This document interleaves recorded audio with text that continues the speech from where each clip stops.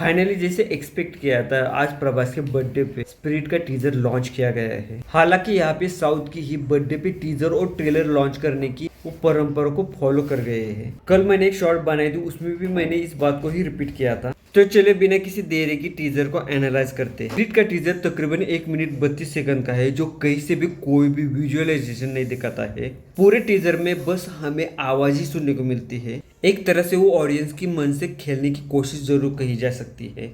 पहले तो देखो, वो ज्यादातर सीन का शॉट नहीं है, बस एक सीन में ही आपको ज्यादातर कहानी सुनाने की कोशिश की गई है। उसमें भी प्रभास के कैरेक्टर का एटीट्यूड और ऑरा सेट करने की कोशिश की गई है। दूसरा आवाज प्रकाश राज का है, जो अपने काम के आगे किसी को भी बड़ा नहीं समझता है। तीसरा और कोई उनके सपोर्टिंग का कास्ट ही सुनने को मिलता है। लेकिन पूरे टीजर से आपके आगे मूवी का एक सीन रखा गया है। दूसरे एंगल से अगर देखा जाए तो हमारे यहाँ की सिविल सोसाइटी की डार्क साइड को भी ये सीन जरूर दिखाता है।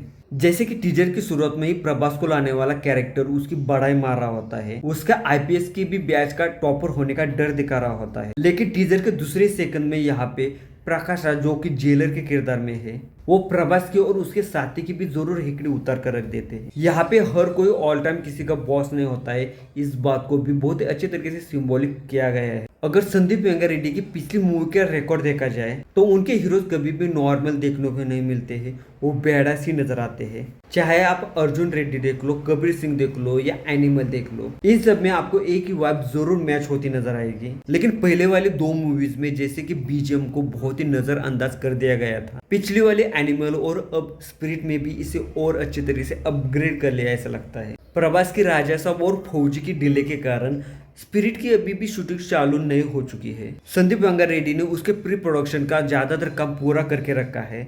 तो राजा साहब का आखिरी वाला गाना शूट करके ही प्रभास आने वाले नवंबर में स्पिरिट की शूटिंग को चालू कर सकते हैं। बाहुबली के बाद में प्रभास की अब तक जितनी भी मूवीज रिलीज हो चुकी है, उन सब में थोड़ा ही सही लेकिन प्रभास का जरूर मजाक उड़ाया गया है। हालांकि इसकी शुरुआत बाहुबली 2 से जरूर हो चुकी थी, लेकिन बाहुबली 2 में वो बस कहानी की ही डिमांड थी और यहीं पे बहुत सारे मेकर्स प्रभास को लेकर फंस गए। बाहुबली के बाद में अब तक की सारी फिल्मों में उन्होंने एक तो उसे जोकर या मजाक के अंदाज में ही पेश किया। यहाँ पे आप सालार को जरूर ऑप्शन के तौर पे देख सकते हैं। स्पिरिट मूवी से प्रभास की अभिनय क्षमता को जरूर निकाल मिल सकता है। बस यहाँ पे संदीप प्रभास से वो टैलेंट जरूर निकाल के लाए जिसके ऑडियंस को चाहते हैं। और ये बातें मैंने कह रहा, ज्यादातर ऑडियंस इसी बातों में सोशल मीडिया पे कमेंट कर रही है।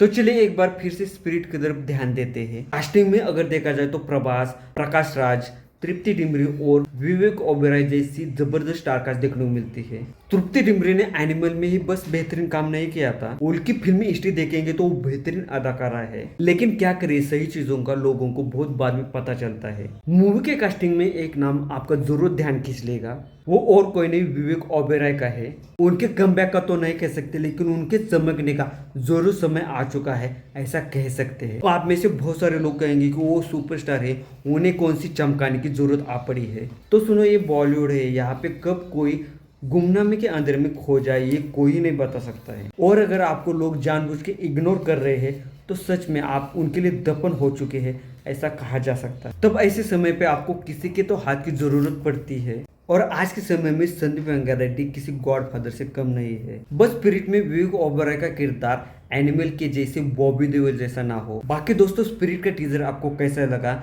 प्लीज कमेंट करके बताना। और अगर स्पिरिट के बारे में मेरी कई बातें आपको कहीं से भी पसंद आ गई हो तो वीडियो को लाइक और चैनल को सब्सक्राइब जरूर कर देना।